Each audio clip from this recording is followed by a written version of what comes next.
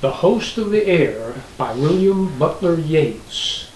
So this is a story from an old Irish ballad about a young man who is a gameskeeper, and one of his jobs is to flush game birds out of the reeds so that the hunters can shoot them. And so he's gone sometimes for several days, and one time when he had returned from a trip, he found mourners at his home, at his house, who were grieving for his wife, his young bride, who had died while he was gone. And so this poem is the story of a dream that the man had the night before he found his bride, that his bride had died. And Yeats contrasts the sadness of the death with the happiness of a soul going to heaven. And so that's kind of what the story is about. Okay, so here it is. The Host of the Air by William Butler Yeats.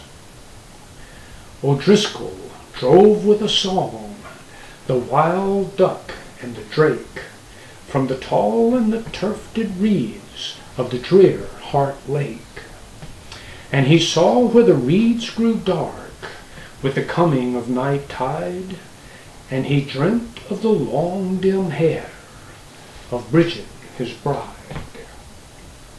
And he heard while he sang and he dreamed a piper piping away, and never was piping so sad, and never was piping so gay.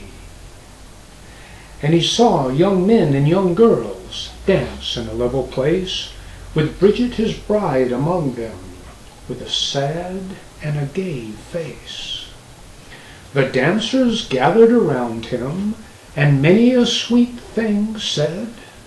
An old man brought him red wine, and a young girl white bread.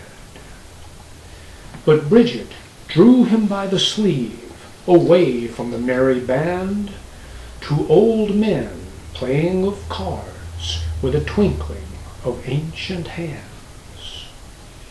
The bread and the wine had a doom, for these were the hosts of the air. He sat and he played in a dream of her long dim hair. He played with the merry old men, and he thought not of evil chance, till one bore Bridget his bride away from the merry dance. He bore her away in his arms, the handsomest young man there, and his lips and his neck and his arms were drowned in her long dim hair.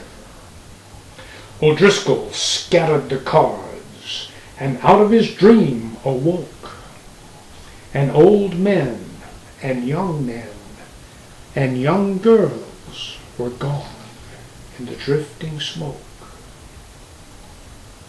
Then he heard it, high up in the air, a piper piping away, and never was piping so sad, and never was piping so gay.